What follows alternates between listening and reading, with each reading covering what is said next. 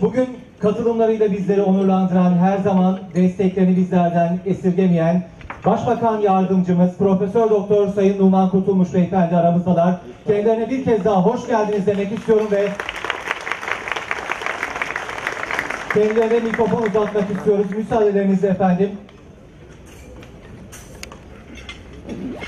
Saygıdeğer misafirler, değerli Uygur Sincan bölgesinden Türkiye'ye hicret etmiş değerli Uygur Türklerinin evlatları, torunları, değerli misafirlerimiz, hepinize çok teşekkür ediyorum. Ben de aslında bu akşam burada sizlerle birlikte misafirim. Türkistan Dernekler Platformu'nun İstanbul'daki sivil toplum kuruluşlarının organize etmiş olduğu bu iftar programında sizin davetinize icabet etmekten, sizlerle birlikte aynı sofrayı paylaşmaktan büyük bir memnuniyet duyduğumu ifade etmek istiyorum. Emeği geçen bütün arkadaşlarımıza, ev sahipliği yapan derneklerimize, vakıflarımıza da çok teşekkür ediyorum. Sağ olsunlar, var olsunlar. Bir mübarek Ramazan ayını artık sonuna doğru geliyoruz. Başı rahmet, ortası mağfiret, sonu da inşallah hepimiz için, bütün inananlar için cehennem azabından kurtuluş olacak bir ayı idrak ediyoruz. Bu ayın içerisinde Allah'a çok şükür işte bu akşamda burada güzel bir sofrada bizi ağırladınız, bizi misafir ettiniz. Türkiye'nin her tarafında barış içerisinde, esenlik içerisinde, huzur içerisinde insanlar bulabildikleriyle iftar ettiler. Ve inşallah Türkiye'nin bu huzur ikliminden de Ramazan ayında da hep beraber istifade ettik. Sofralarımızı paylaştık, dualarımızı paylaştık, geleceğe ait olan fikirlerimizi, umutlarımızı paylaştık. Hep birlikte birbirlerimize dua ettik. Sadece aynı sofrayı paylaştıklarımıza değil, İslam dünyasının dört bir tarafındaki bütün Müslümanlara, dünyanın dört bir tarafındaki Müslümanlara dua ettik. Biz şanslıydık, huzur içerisinde, sükunet içerisinde Ramazan'ı idrak ettik, ediyoruz. Ama maalesef bizim kadar da şanslı olmayan, bizim kadar şanslı olmayan dünyanın dört bir tarafında Müslümanlar var. Her tarafta, işte Suriye'de, Irak'ta, Afrika'da, Uzak Doğu'da ve sizin atalarınızın, babalarınızın gelmiş olduğu Uygur Sincar bölgesinde de maalesef bizim kadar şanslı olmayan birçok Müslüman var. Müslümanların bir kısmı sofralarında ya açlıkla, kıtlıkla imtihan edilerek iftar sofralarına oturuyorlar. Ya yarım dilim ekmekleri var ya da yok, o şekilde iftar ediyorlar. Bir kısmı bombaların nereden geleceğini, nerelerden kurşunlar geleceğini hesap ederek kendilerini, çocuklarını, torunlarını düşmanın, içimizdeki bir takım düşmanların zulmünden kurtarmak için onlara kol kanat germeye çalışıyor. İşte bu Ramazan'ı mahzun geçiren Müslümanların bir kısmı da sizlerin atalarınızın, babalarınızın geldiği topraklardan Uygur Sincar bölgesinden. Bu Ramazan'da devlet memurlarının ve öğrencilerin oruçlarının zorla açtırıldığı, iftar yapmalarına, oruç yapmalarına müsaade edilmediği haberleri Ramazan'ın başından itibaren bütün dünya medyasına, bütün dünya kamuoyuna yansıdı.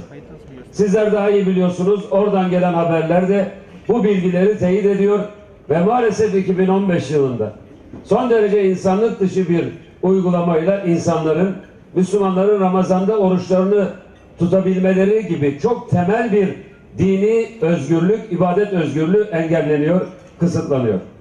Aslında bu akşam sizin bu iftarı yapmanızın herhalde en temel meselesi, gayesi oradaki Uygur Sincan bölgesindeki kardeşlerimizle bir dayanışma içerisinde olduğunuzu göstermektir.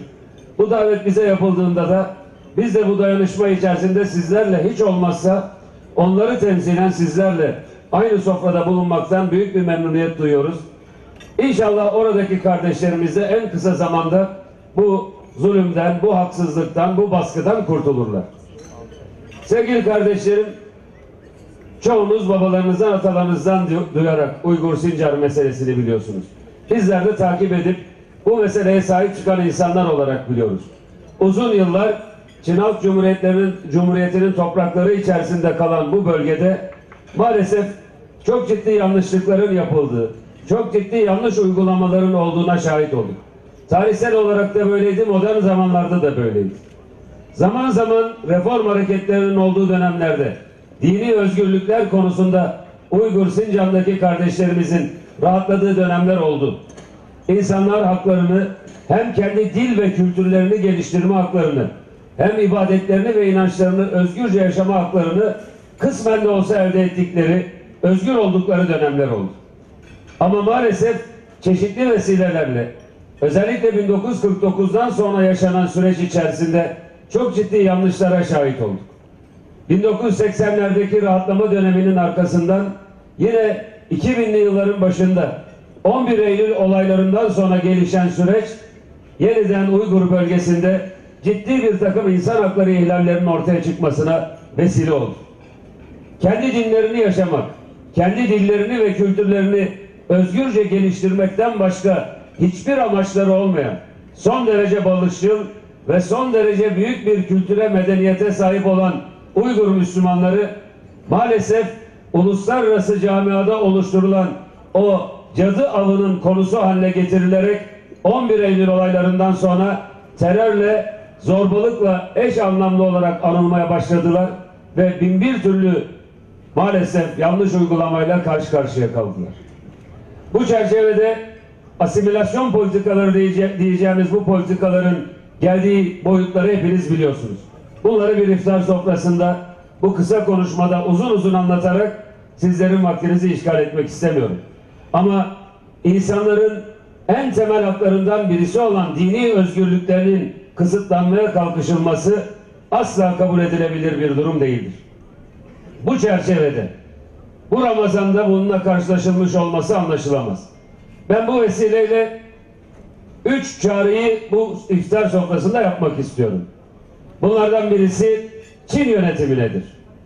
Tarih boyunca da modern zamanlarda da hiçbir zaman baskı ve zulüm sonuç vermemiş, baskı ve zulüm toplumlarda huzur içerisinde, toplumsal diyalog içerisinde birlikte bir arada yaşama kültürüne hizmet etmemiş, bu kültürü geliştirmemiştir. Baskının olduğu, bir başkasını bir takım devlet uygulamalarıyla zorla sindirilmeye çalışıldığı hiçbir toplumda toplumun fertleri arasında diyalog gelişmediği gibi maalesef hiç istemediğimiz manzaralar ortaya çıkmıştır. İşte Saddam yönetiminin ortaya koymuş olduğu o zalim yönetimin sonrasında gelişen olayların Irak'ı ne hale getirdiği ortadadır. Aynı şekilde komşumuz olan Suriye'de insan hak ve özgürlüklerinden uzaklaşılarak ortaya konulan tablonun ne hale getirildiği ortadadır. Çin yönetimine buradan bir kere daha çok açık bir şekilde ifade etmek istiyoruz. Baskı ve zulüm hiçbir zaman fayda etmez. Baskı ve zulüm en fazla bu baskıyı yapanlara zarar verir. Bu baskıyı yapanların neyi istiyorlarsa istediklerini ortaya çıkarmaya asla ve asla müsaade etmez. Her baskı daha çok şiddet doğurur. Her baskı daha çok nefret doğurur. Her baskı toplumların birbirlerinden daha fazla uzaklaşmasına neden olur ve karşılıklı rızayla, karşılıklı müzakereyle çözebileceğiniz işleri de bir müddet sonra çözemez hale gelirsiniz.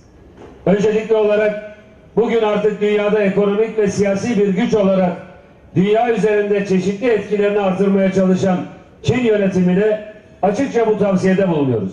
Bırakın Uygur Sincan bölgesindeki Müslüman Türkler rahatça kendi kimliklerini, kendi inançlarını yaşasınlar. Bundan en fazla kazancı sağlayacak olan da bizzat Çin'in kendisi olur. İkincisi, uluslararası camiaya çağrımızdır. Uluslararası camia her platformda, her vesileyle insan hakları ihlallerini gündeme getiriyor. İnsan hakları ihlallerini takip etmek için nice uluslararası kuruluşlar gayret sarf ediyor. Bu kuruluşlar kendi faaliyetlerini icra ediyor. Ama maalesef çoğu zaman Müslüman ülkelerdeki insan hakları uygulamaları, onların aleyhine olan baskılar gündeme geldiği zaman ne yazık ki insan hakları örgütlerinin çok fazla sesi çıkmıyor. Aynı şekilde Uygur Sincan bölgesindeki bu insan hakları ihlalleri konusunda da Birleşmiş Milletleri dünyadaki bütün insan hakları kuruluşlarını vazifelerini icra etmeye davet ediyoruz.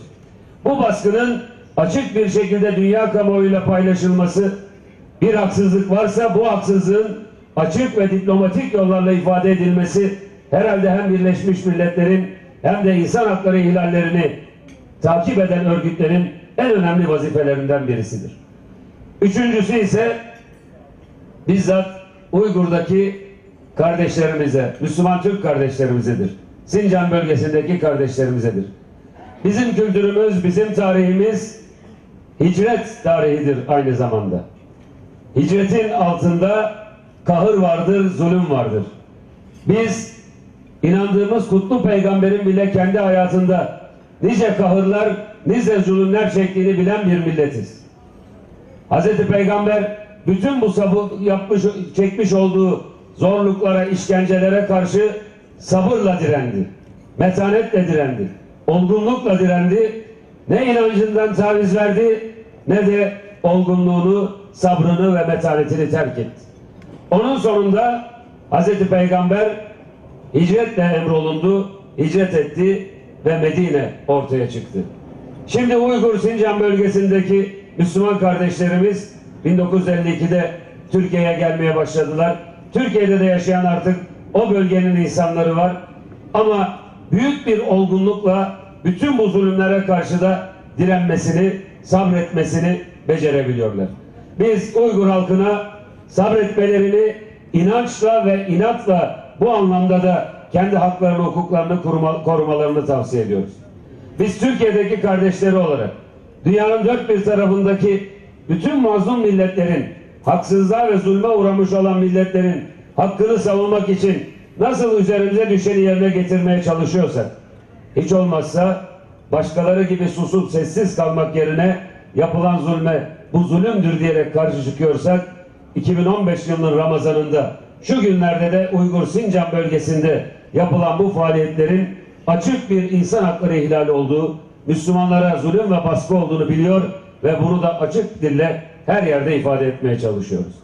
İnşallah bu sabrın sonunda Uygur Sincan bölgesinde gerçekten oradaki insanlar haklarına, hukuklarına kavuşacaklar. İnançlarını çok özgür bir şekilde yaşayacaklar. Dillerini çok özgür bir şekilde kullanacaklar. Kültürlerini özgür bir şekilde geliştirecekler.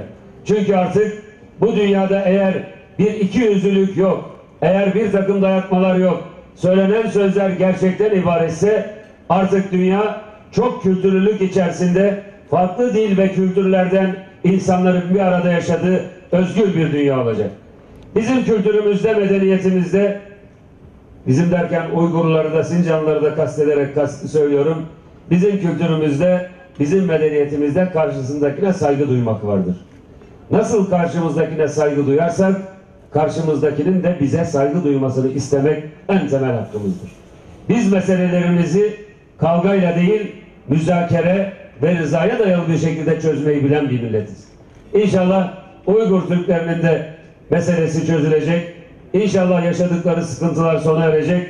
Biz bütün Türkiye halkı olarak hep beraber milletimiz olarak, Türk milleti olarak Uygur halkının yanındayız, destekliyoruz ve onların da insan haklarını tam manada yaşayacağı günlerin çok yakın olduğuna yürekten inanıyoruz. Bu iftar sofrasında da bunun için dua ediyoruz. Son olarak rahmetli İsa Yusuf Aktekin'in, Mehmet Buğra Bey'in onların yapmış olduğu mücadeleyi de yakından bilen insanlar topluluğu içerisinde önündeyiz. Onun söylediği bir sözü, bir Uygur olarak kendi davanı, bir Türk olarak kendi davanı, bir Müslüman olarak İslam davasını ve bir insan olarak insanlık davasını unutmayın. Biz bu davaları unutmayacağız, takipçisi olacağız ve inşallah Uygur milleti, Uygur Türkleri özgür bir şekilde hayatlarına devam edecek. Ben bir kere daha bu iftara bizi davet ettiğiniz için çok teşekkür ediyorum. Buradaki bütün kardeşlerimize, sizin şahsınızda da bütün Uygur Sincan bölgesinden gelen, burada hicret etmiş olan kardeşlerimize teşekkür ediyorum. Onların Ramazanlarını tebrik ediyorum. Uygur Sincan bölgesindeki yaklaşık 24 milyon Müslümanın Ramazanlarını tebrik ediyorum. Bayramlarını tebrik ediyorum. İnşallah Kadir Gecesi hürmetine Allah bütün çektikleri sıkıntıları da bertaraf etsin diyerek hepsine dualarımızı, hepsine iyi dileklerimizi gönderiyorum. Hayırlı akşamlar diliyorum. İyi akşamlar, iyi Ramazanlar. Çok uzun yıllardır devam eden bir zulüm ortamında yaşıyor Uygur Türkleri. yaklaşık 24 milyon insan bir asimilasyon politikasıyla karşı karşıya. Özellikle 1949'dan bu yana olan süreç bir taraftan kültürlerini, kimliklerini, dillerini zorla kaybediyorlar. Bir taraftan işte iskan politikalarıyla özellikle genç kızlar başka bölgelere gönderiliyor. Bir taraftan da en temel hakları olan din hakları, dini özgürlük hakkı alanlarında ciddi kısıtlamalar oluyor. Bu Ramazan'da da yani 2015 yılının Ramazan'ında oradan gelen haberler işte insanların özellikle memur ve öğrencilerin oruç tutmasına dahi müsaade edilmedi ve onların da oruçlarının zorlaştırıldığı şeklinde. Bu akşam da burada İstanbul'daki Doğu Türkistan'la ilgili vakıf ve derneklerin oluşturmuş olduğu bir platform burada bir iftar yemeği düzenlediler. Bizi de davet ettiler. Biz de davetli olarak bu toplantıya katıldık. Böylece Uygur Türklerinin karşılaşmış oldukları bu baskılara karşı duyarlı olduğumuzu kendileriyle paylaşmış olduk. İftar sofrasında dualarımızla inşallah bundan sonra Uygur Türklerinin daha özgür bir ortamda yaşayabilmeleri için dua ettik. Hakikaten bir insanlık dramıyla karşı karşıyalar ama maalesef hem uluslararası camiada çeşitli sivil toplum kuruluşları, insan hakları örgütleri, Birleşmiş Milletler Teşkilatı ya da çeşitli ülkelerdeki yayın yapan yayın organları Uygur Türklerin yaşamış oldukları bu drama seyirci kalıyorlar, sessiz kalıyorlar. Hiç olmazsa buna gerçekten sessiz kalmadığımızı ifade etmek için buradaki bu akşamki iftarın önemli ve anlamlı olduğunu ifade etmek isterim. Şimdi bunları tabii biz diplomatik nezaket içerisinde, devlet dilinin gerektirdiği hassasiyetler içerisinde üzerimize düşen sorumlulukları yerine getiriyoruz. Uygur Türklerinin yaşadıklarıyla ilgili olarak hem dünya kamuoyunu hem özellikle Çin hükümetini ciddi şekilde dikkatini çekmeye, uyarmaya gayret ediyoruz. Buradaki konuşmamda da ifade ettim. Biz bütün meselelerin barış içerisinde, karşılıklı rızayla, müzakereyle çözülebilmesinin en doğru yol olduğu kanaatindeyiz. Yani Uygur Türkleri asırlardır orada yaşıyorlar ve kıyamete kadar orada yaşamaya devam edecekler. Çin hükümetine bizim tavsiyemiz şudur. Bir takım baskılarla bu insanları kimliklerinden, kültürlerinden, dinlerinden, dillerinden uzaklaştırmak, asimile etmeye çalışmak yerine bu insanların özgürlük içerisinde yaşamalarını sağlayacak adımları atmaları, Çin'in barış ve kardeşlik içerisinde bu halkla birlikte yaşayabilmesi bakımından da çok daha doğru olan bir yoldur. Dolayısıyla yani baskı altına alarak bu insanları bir türlü dizginleyebileceklerini zannetmeleri aslında onların da istediği sonucu doğurmayacak bir tutumdur. Nitekim dünyanın birçok yerine bakıyorsunuz. Yıllar boyunca baskı içerisinde yönetilen rejimlerin, baskı içindeki ülkelerin hiçbirisinde aslında o baskıyı yapanların elde etmek istedikleri sonuçlar da hiçbir şekilde elde edilememiştir. İşte Suriye'ye bakın, işte Irak'a bakın, diğer bütün eski baskıcı yönetimlere bakın.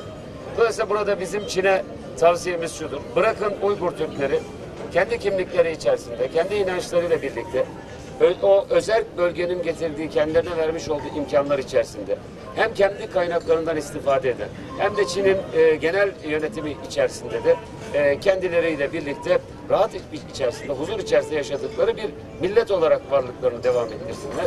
Bu baskıyla ortaya çıkartılan nefret ve düşmanlık ortamından çok çok daha iyidir ve sonuçları Çin bakımından da çok daha olumlu olacaktır diye düşünüyorum. Bu yolun bir sonu yok. Yani eğer baskı altında bir halkı kimliğinden uzaklaştırmak, dininden, dilinden uzaklaştırmak mümkün olsaydı, dünyada baskı altına alınan herhangi bir din ve dil mensupları yok edilirdi. Halbuki böyle bir şey yok. Ne kadar baskı yaparsanız o kadar çok insanlar kendi kimliklerine ve kültürlerine daha çok sahip oluyorlar. Sıkı sıkıya sarılıyorlar. Uygur Türkleri de bugün bu noktadadır. Çin'in bir an evvel bu baskıcı yöntemlerden vazgeçmesi, Uygur Türklerinin özgürlüklerini tanıması, Çin'in de menfaatleri bakımından en doğru yoldur. Assalomu alaykum hurmatli televizor ko'ruvchilar. İstiqlal televiziya ekranlaridan sizlar bilan birlikda biz. Hozir biz bugun İstanbulning Amirgan rayonida bir Doğu Türkistanlara bir iftar ziyofati berildi. Bu ziyofatga Turkiyaning muavin bosh ministri hurmatli Numan Kurtulmuş Efendi qadam tashrif qilib Uyg'urlarga sharaf keltirdi. Biz hozir yanimizda hurmatli ministr yanimizda bo'lganligi uchun biz hozir qisqacha bir suhbat olib boramiz. Hurmatli Sayın Bakanım, Doğu Türkistanlara iletecek herhangi bir mesajınız ya tavsiyeleriniz var mı? Öncelikle çok teşekkür ediyorum bu fırsatı verdiğiniz için. Bu akşam burada İstanbul'da Doğu Türkistanlı derneklerle, o derneklerin oluşturduğu platformdaki arkadaşlarımızın tertip ettiği bir iftar yemeğinde bir araya geldik. ve bu sene Ramazan'da özellikle Doğu Türkistan'daki Uygur Türklerine karşı yapılan haksızlıkları, baskıları bir nebze olsun onların farkında olduğumuzu, onların bu baskılara muhatap olmaması için onlara burada dua ettik, onlara desteklerimizi ifade ettik. Şunu söylemek isterim. İnşallah Uygur Türkleri asırlardır o yaşadıkları bölgede kıyamete kadar yaşayacaklardır. Hür bir millet olarak yaşayacaklardır. Müslüman bir millet olarak yaşayacaklardır. İnançlarını, ibadetlerini yerine getireceklerdir.